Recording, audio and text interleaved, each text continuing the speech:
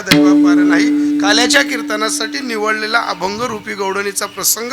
हरीने माझे हरिले चित्त, भार वित्त विसरले. जगद्गुरु तुकोबराय गौडण बनून गोकुळात प्रवेश करतायत. बरेच जण म्हणतील महाराज तुकोबराय पुरुष माणूस, गौडण कस काय बनतील?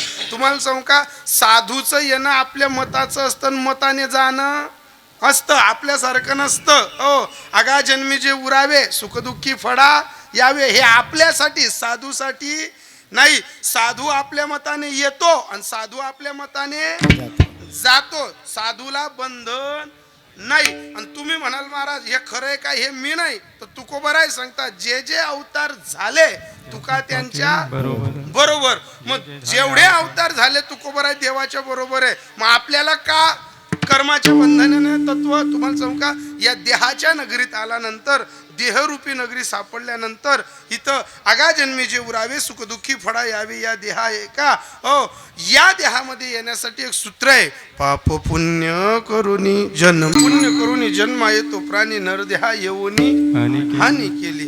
ताई ते बसणार नाही, जाऊ ते कधी आठवी कुदन तरी मी बोलावं काम बोलावं नाही. आता तुमने नहीं घोंगडी अटकी मनी घोंगडी अटकेले, ते कुत्रो कुदो का ते माले बुको, मी बोलावच नाही. नाही बस बर का. पण ते एक कुत्रा बिटो बघा, ते कुत्रा ना लई चांगलं दिसतं. नाही तर काही काही बेरड कुत्रा महाराजकडे देखील सण बघतो त्या. नाही आता बसू द्या त्याला. हो, पण ते चांगलं येत आहे बरं का, लई चांगलं. माझ्या माहितीनुसार त्याच्यासाठी एक शब्द बल तर इज्जतदार आहे ते. हो, कारण ते चार पायनं राहायचं, वटवट करायचं नाही ना. ते चार पायनं राहायचं. हो ऐका ना, पण त्याचं एक कौतुक आहे, त्याचं पारब धोपा, त्याला बोलता येत नाही. कुत्र राहायचं कीर्तन मग बट राहायनं. हो, बाकी नसले कीर्तन ऐक नाही, पण इमलनी पुढे कावासाठी कोपरामा उभं राहणं. हो, सोपी गटी का नाही ना महाराज. हो चांगलं आहे ते, पण त्याबद्दल एक कौतुक आहे. हो, गावे गावना काही कुत्रा महाराजकडे देखील जाऊन बुकतं, पण हाय कुत्र चांगलं आहे. पण ज्या दिन कुत्र असं काही बुकणं, काही काही कुत्रा ना असं टेज रास ना, टेज खाल ते निघतस आणि आपल्याकडे देखील जाऊन असा करी उठत. ज्या दिन कुत्रा असं रडणं आपा, मी त्या दिन लगेच रातले घर फोन लायदेस, माऊलीन माय मला तू थोडा थोडा टाइम फोन लावत राह बरं. ती मला विचारस का मला लगे कुत्र रडे, जर उनू तर तुम ना, नाही तर म्हणल्या ना, म्हणल्या तुम्ही काढा मागेत मला. पण मी बी तिला घरशी काढी कोण नाका गाडी मायना पहिले किसा म्हण पॅकेट काढले जो. एक लक्षात ठेवा, संसारात ज्या दिवशी हसता आलं ना, त्या दिवशी देवाला प्रसन्न करता आलं. संसारात हसता आलं तर देवाला प्रसन्न करता आलं. काही काही लोक तुम्ही काही बी सांगा, त्याने अशा नसाबटे आकडाही जायला राहते, त्या हसतच बी नाही रडतच बी नाही. हो, मग काय घराच आतरून मग त्याच्या टाया वाजवत कध्या. अरे एक लक्षात ठेवा, हो इथं एकच तत्व असतं, भाग गेला सीन गेला अवघा झाला आनंद. कारण इथं काल्याच्या कीर्तनाच्या दिवशी प्रसंग काय असतो, सुखाच्या व्यवहारी सुखलाभ झाला, आनंद कोंदला मागे पुढे. कारण इथं कीर्तनाला बसल्यानंतर आपल्या डोक्यामध्ये एकच सूत्र असतं, कोणतं माहितीये का, तुला तो एक देव करून घ्यावा, त्याने विना जीवा सुख नव्हे. आणि ते सुख फेडण्यासाठी नरदेह भेटला. हो, नरदेहाची ख्याती सांगितली, पाप पुण्य करून जन्मा येतो प्राणी, नरदेहा येऊनी हानी केली. या नरदेहाची किंमत आपल्याला कळाली नाही, या नरदेहाची किंमत साधूला कळाली. त्यांनी सूत्र दिलं, शरीर उत्तम चांगले, शरीर सुखाचे ओसरे, शरीर हे जंशम ठेशने.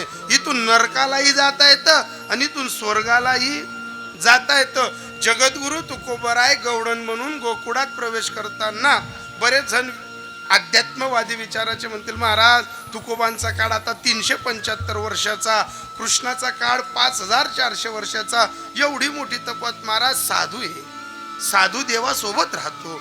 हो, आता 100 वर्षाच्या कालांतराच्या साधूची किंमत सांगतो. मालेगाव ते चाळीसगाव परिसरात गुलाब महाराज म्हणून फार मोठे महात्मे होऊन गेले. एवढे मोठे महात्मे की स्वतःला ज्ञानोबरायांची कन्या समजायचे, गोपी बनून कृष्णासाठी शृंगार करायचे. एवढा मोठा प्रलय पुरुष असताना स्त्री सारखा रजस्वला धर्म पुरुषाला सुरू झाला होता. ही आता 100 वर्षाच्या साधूची किंमत आहे महाराज. हे तो तुकोबा आहेत. कोण आहेत तुकोबा? अनु रेणू या ठोकडा तुका आकाश एवढा. कोण आहे तुकोबा? तुकेच्या तुलनी आरती तुकारामा स्वामी सद्गुरु धामा महाराज. हयातभर ज्या माणसानं विरोध करावा त्याने तुकोबांमध्ये ब्रह्म विष्णू पहावा. हेच तुकोबा आहे. गोकुळात प्रवेश करतात आणि गोकुळात प्रवेश करताना चौफुलीवर उभे राहतात आणि पहिला प्रश्न असा पडतो, आप्पा कहा पगडारू देखे जो अंधेरा चाहा तो सब उसीने घेरा. चौफुलीवर उभे राहतात आणि प्रश्न पडतो, जसं सरवळला उभं राहिलं का तुमच्या गावाचा तपास करावा लागतो, तिथून तुमचं गाव दिसत नाही, तसं परमात्म्याला शोधण्यासाठी त्याचं रूप नावाडण्यासाठी गोकुळाच्या चौफुलीवर कृष्ण परमात्मा उभे राहिले. पण दादा संसारातली चौफुली परमार्थातली चौफुली सोपी जात नाही. नवीन पोरग सप्तात माडकरी झालं का काही गावातले आरड बेरट लगे नाव ठेवतात, काही बागना आधी देवपूजाला लागना. हो, परमार्थ म्हणजे करणं इतकं सोपं नाही महाराज. संसारात सुद्धा नवीन महाराज. हो, माझं जेव्हा पहिल्यांदा लग्न झालं होतं ना, म्हणजे जास्त नाही करत म्हणे, नितात पिठी घ्या म्हणा पहिल्यांदा. हो, आता सुरुवातीचा काठ विठोबा महाराज जसं लग्न झालं, हो तसं कुठून तरी काल्याचं कीर्तन करून आलो मी. आता मला 9 बहिणी आहेत, लहान्या मोठ्या किती 9 बहिणी आहेत. लग्न झाल्यानंतरचा प्रसंग आता आठवला. हे सर्व तुम्ही बसलेले दिसताना ज्या वेळेस कुठून तरी कीर्तन करून आलो, बाहेरूनच पत्नीला फोन करून दिला, म्हटलं तू 1.5 भाकर ना काला मोडी ठेव, दूध मीठ गरम करी ठेव. जसं आलो तसं जेवायला बसलो. पूर्ण जेवण होतं तोपर्यंत मला कळालं नाही की आई माझी मोठी बहीण आलेली आहे बुवा. आणि त्या दिवशी जशी मोठी बहीण आली होती, मोठी बहीण आली हे कळालं नाही. तसंच माझी आक्कड सासूबी आली बुवा, हे बी मला माहित नाही. म्हणजे बहीणही माहित नाही. आणि हो, मी आलो जेवण करायला लागलो, 1.5 भाकर खाल्ली गेली. बहिणीला आवाज गेला, भाऊ आलाय बुवा. मोठी बहीण आईच्या जागेवरची बहीण घरात गेली, भाकरच्या डालकीतनं चतकोर भाकर घेतली, मला वाढायला आली. म्हणे दादा लेना म्हणतो, नको बी कालान कीर्तना ठिकाणी बी थोडंसं खायला आती आई भाकर बी काही घ्या, ती वकी दिसू डकी दिसू जा वाव नाही. मग काय केलं त्या बहिणीनं, ती भाकर घेतली भाकरच्या डालकीत ठेवली. आता जशी बहीण आईजवळ गप्पा मारायला गेली तसं घरमातला आमना चित्रपणी आकड सासूल सांगा, वैतून पाहुणाल तू बी वाडी. आता तीच सत्कोर भाकरली सन आकड सासू बी. आणि जेव्हा आकड सासू आल्याने मी पाहिलं, म्हणतो हो म्हणा बाप हिमालय पर्वत. म्हणतो तुम्ही कवा उन्हात, म्हणजे तुम्ही कीर्तनी झालो होते. म्हणतो मग तुम्ही काय करात म्हणे, एवढी चतकोर भाकरल्या ना. म्हणतो नाही ना, व किती सुडे किती सु नका द्या ना. ती बाईनं पण ती भाकरची डालकीत ती भाकर ठेवावी. तोपर्यंत किचन वट्यातनं बघतो एवढाच आवाज आला. मी ती बाईनं रावण्या करू म्हणतो, भाकर ती द्या, मी खाई दिसू, मी बाहेर वकी दिसू डकी दिसू, पण तुम्ही भाकर ठी द्या. जर ती भाकर खादी नाही हो तो केरोज बी गुढी पाडवा एक रोज उभा राही. हो, माले काही गुढी पाडवा उभा करणार नाही आणि माले काही सक्रात लईनी नाही. हो, तुम्ही ती भाकर ती द्या. ती भाकर घेतली आप्पा मी, बरं का तुमले सांगितलं काम पडी म्हणून वयस्कर माणूस नाही केल्या. ती भाकर घेतली, दुधात मुरून खाऊन घेतली, हात दवान ठेवले. मायबीन बहीण बी कोली मानिंग नाही का रे मरी जायचो कुत्रा, तुले मोठी बहीण भाकर देवालोनी, तू वकी दिशी डकी दिशी, तुले मोठी बहीण नातनी भाकर झुलनी आणि आकड सासू नाती कशी गट्ट गट्ट तवय काबू नाही म्हणे. नाही मला सांगा, हीच संसारातली चौफुली आहे. कोणाकडनं बोलाल तुम्ही? आईकडनं बोलाल, पत्नीकडनं बोलाल, कोणाकडनं बोलाल, कोणाचकडनं बोलू नका. फक्त सूत्र डोक्यात एवढंच ठेवा. आणि लगे बहुत आपुल्या संचिता वाचून या. तुम्हाला सांगू का, तुमचं सर्वांचं संचित चांगलं आहे म्हणून तुम्हाला काल्याचं कीर्तन ऐकायला भेटतंय. हो, बाकी काही एवढेच लोक आहे का गावात बाबा? भरपूर लोक आहेत ना, दान देणारे, पैसा देणारे, इस्टेटवाले आहेत, बारदानवाले आहेत, सर्व आहेत. पण आपलं संचित होतं कीर्तनात बसणं, आपल्या संचिताचा योग आहे कीर्तन ऐकणं. तुम्हाला सांगू का, कीर्तन प्रवचन ऐकण्यासाठी पैसा अडका धन दौलत लागत नाही. इथं एक एकाग्रता लागते. मनोमार्गे गेला तो तेथेची मुकला आणि हरिपाठ स्थिरावला तोची धन्य. हरीच्या चरणावरती जे तुकोबरायांचा भार होता ते चौफुलीवर उभे राहतात आणि प्रश्न पडतो कहा पगडारू देखे जो अंधेरा. चौफुलीवर उभे राहणारे तुकोबा विचार करतात तिकडे जावं का तिकडे जावं, कुठे थांबावं. पण समोरून एक गवडण येताना दिसली. चट्टापट्टा नेसलेली गवडण होती. आवाज दिला, ओ बहिणा दो पग पधारो, मारो नन्ना मारो काना, मारो मोर मुकुटवाला, नीलो आंखवाला मोरपंखी वाला, ओ नंदानो छोकरो आपको मिलो, बडो प्यारो बडो गुड बडो स्मार्ट लोगो. म्हणे बाई तू त्याच्या नादी लागू नको. त्यांना खावाना दात न्यारा आहेत आणि त्यांना दखाडाना दात न्यारा आहेत. ओ त्यानं ठकवलं फसवलं. 4 दिवसापासून नवीन नवीन शृंगार करते पण तो डोळ्याला दिसत नाही. म्हणे का ग हा शृंगार त्याच्यासाठी केला. मोह कसा केला ग हा शृंगार. तर ती केलेला शृंगार सांगायची. नेसली ग बाई चंद्रखड्या टिप्याची, नेसली ग बाई चंद्रखड्या टिप्याची, बाई टिप्याची बाई टिप्याची. आहे ते आपला आपला मठेवा. ओहो आई बठ्ठ जर येसले समजताना तर आमनं बी दुकान बनवी जात.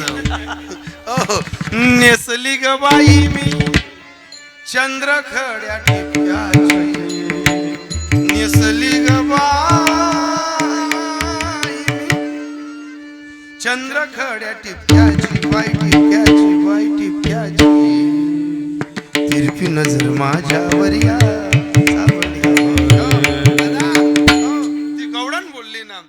गवडण सांगते तुकोबराय बनलेली गवडीला. म्हणजे बाई तो तिरप्या नजरेनं पाहतो, तो सरळ नजरेनं पाहत नाही.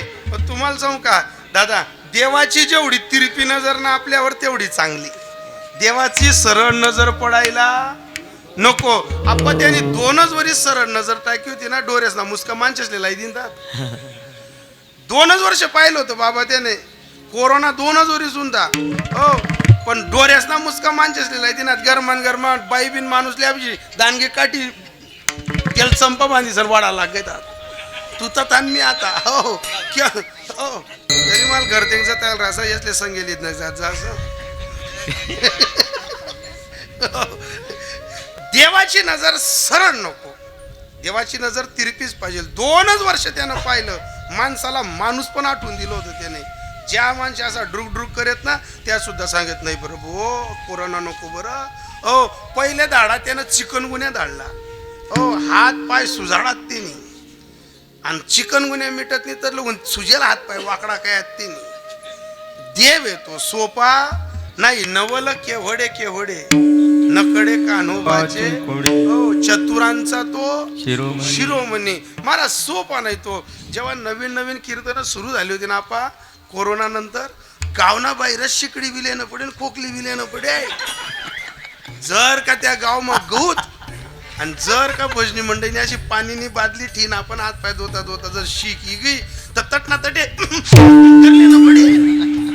जर का असं मोक शिकडाई घे ते बट गाव आपल्याकडे असं की अवका लागेल हुई, अवका काही आयर लहेल हुई, अवका आपला गाव मग काही सोडी जाई. जसं काही मी खिसा मग त्या कोरोनानं जंतुटी उभा.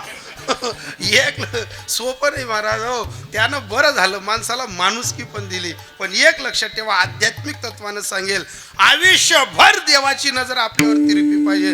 ज्या दिवशी देवाची नजर आपल्यावर सरळ पडेल ना त्या दिवशी शेवटची आंघोळ अंगणातच होईल. आपली शेवटची आंघोळ अंगणातच होईल. आयुष्यभर देवाची नजर आपल्यावर तिरपी पाहिजे. पण आयुष्यभर आपल्यावर नजर आपल्या सद्गुरूची पाहिजे. काय हे तत्व कोणाला कळलं नाही विषय. हो जे श्री स्वामी समर्थचं करतात, ज्या बाया बैठकीला जातात, हो ज्या वारकरी तत्वानं भजन करतात त्या माणसांना हे तत्व कळेल. देवाची नजर पडो नको पडो पण आपल्या सद्गुरूची नजर आपल्यावर आयुष्यभर पाहिजे. कारण का संसार तारण्यासाठी ती एक भली मोठी ताकद आहे. मज हृदय सद्गुरू जेने तारीला हा संसार करू म्हणून विशेषत्व धरू विवेकावरी. महाराज जीवनामध्ये सद्गुरूची नजर ज्यांच्या घरी पडली कितीही मोठं संकट येऊ द्या आपल्याला तारणारा कधीही मरू दे नाही. ती सद्गुरूची नजर आहे. हो म्हणून ही गवडण सांगत होती. तो तिरप्या नजरेनं पाहतो. तोपर्यंत एक दुसरी गवडण येत असताना डोक्यावर पदर नाही, पायात चप्पल नाही, अंगाला घाम फुटलेला, आणि या दोघं तिला सांगतात, ओ बहिणा आव ना, थोडी मिठी मिठी बात तो करो. ओ नन्ना, ओ बालक, ओ कृष्णा, यशोदेचा नंदबाबाचा गाई चारणारा तुला दिसला. म्हणे बाई तुम्ही त्याच्या नादी लागू नका. अगं 15 दिवसापासून कुठं कुठं नाही शोधला त्याला, अहो कुठं कुठं नाही पाहिला त्याला. डोळे खोल गेले ग, भाकर जात नाही त्याच्या चिंतेत, सर्व चित्त त्याच्याकडे दिलं पण मन लागत नाही. म्हणे काय झाली तुझी अशी अवस्था? ती अवस्थेतनं गवडण सांगत होती, अरे कुठं कुठं रे शोधू तुझला, जीव हा माझा दमला, काना रे भेट दे ना मला, वाट तुझी पाहताना नैन माझी शिंदले, कुठे गेला बाई काना, विपरीत घडले, लपून चपून हा खडा मारितो, लपून चपून हा खडा मारितो, नाही दिसला बाई मजला, कान्हा रे कृष्णा रे भेट दे ना